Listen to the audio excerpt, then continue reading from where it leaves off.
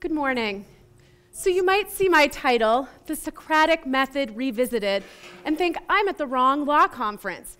This is a conference about igniting legal education, and I'm presenting about a teaching technique that's been utilized for 2,400 years and has been instrumental to legal education since 1870. We're talking about great innovations in this room, new ways of doing things. But importantly, we're talking about those innovations in our respective institutions, often in the context of building great innovation on top of ancient architecture. And so I start from the premise that, to some degree, the ancient architecture of legal education, the large lecture-style, Socratic, case-based course, is not going away in full in the short to near-term future. Maybe because of the economics of law school, but also because various constituents in our respective law faculties still believe that the Socratic method is iconic, that it's revered as a part of legal education. But from the perspective of our students, this is a very clumsy and clunky way to experience legal education.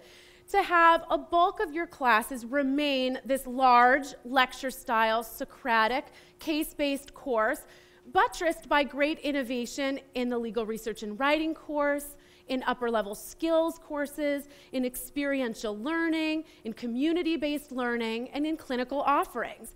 And so we sort of march through the legal education process with a series of cogs, all turning and churning in segmentation, and we collectively hope that at the end of all that churning, that our students, through each of those segmented experiences, graduate with critical analytical thinking skills, graduate with subject matter mastery, graduate with bar readiness, and practice-ready skills.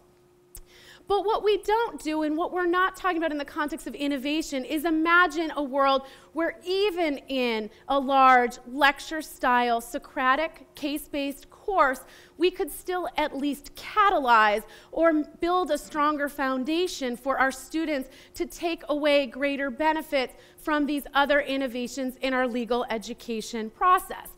And if for no other reason, by sheer repetition, that whatever happens in that Socratic dialogue, we replicate by the hundreds throughout an individual student's legal education.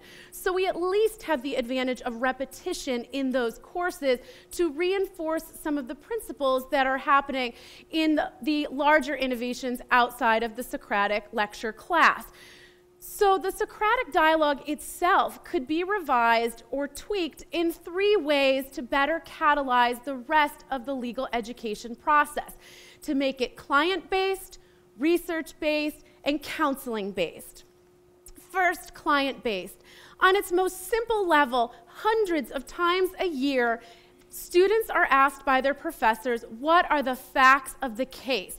This is a very abstract way of approaching the law, as if the facts derive from the casebook or from the case itself. The tiniest tweak, but repeated over and over throughout the Socratic dialogue, to begin with the client and ask our students, who is the client? What harm has she suffered, and what objectives does she seek, at least pushes our students into a problem-solving mode where they have to take that step from a client problem to a legal solution that requires more analytical thinking and prepares them for with more practice-ready skills. Those skills make the doctrinal course less abstract and help create a more transferable experience to position our students for practice and clinic. Second, the Socratic dialogue could be reframed in a research-based approach. Similarly, we ask our students to tell us what are the arguments on this side and what are the arguments on that side, suggesting that arguments exist in isolation, when then separately we try to teach them how to engage in legal research to find sources. But a simple adaptation of the Socratic dialogue, where we ask students instead what authority exists. Had you done the research that you're learning how to do in other courses, what would you have found that helps our client? What would you have found that helps the other side? And how would you each respond? So we ask the question in terms of authority, in terms of strength of authority. And where the authority is not particularly strong, but the client's nonetheless about to win, what is it about the client and her story or the social, political, or economic conditions that might allow that weak precedent to nonetheless prevail? Third, we can reframe the Socratic dialogue in a counseling-based approach to ask what the holding is of the case, and to test the limits of the holding is, again, to suggest that holdings exist in the abstract. Instead, if every time we talk about the holding of a case and the contours of how far that holding would reach, we instead position it in a client-based dialogue.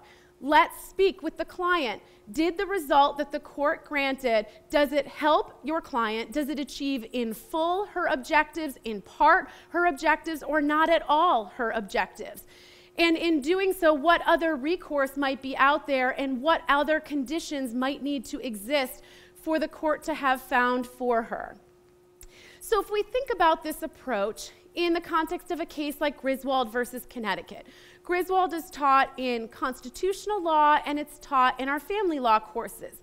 And if you were to ask a typical student who studied that case in one of those courses, she would probably tell you the abstract principles about the case. She knows that it stands for the right to privacy, maybe the right to marital privacy, maybe that the root of that privacy was found in this penumbra of rights, and maybe that it struck down this ban on contraceptives.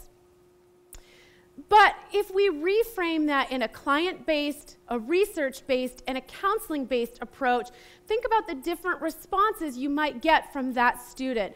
She might now know the client experience, what it was like to live in Connecticut at that time, which constituencies sought legal relief, and which constituencies received legal relief from that case. Not all of them.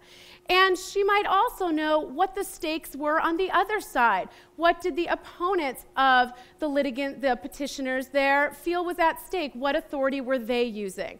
She would know how incredibly unique it was that the right to privacy was the legal relief sought, and that it didn't originate from the litigants. It originated from a cobbling together of precedent, combined with social, political, and economic conditions.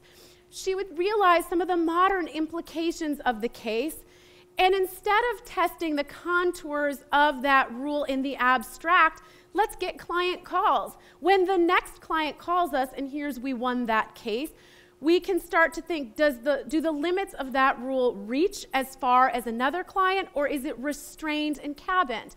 And so we can engage and achieve, through this approach, a client-based, a research-based, and a counseling-based approach, we can achieve meaningful benefits that better catalyze the innovations happening elsewhere in the curriculum without changing our existing format, without changing our existing case books with these small adaptations. Thank you.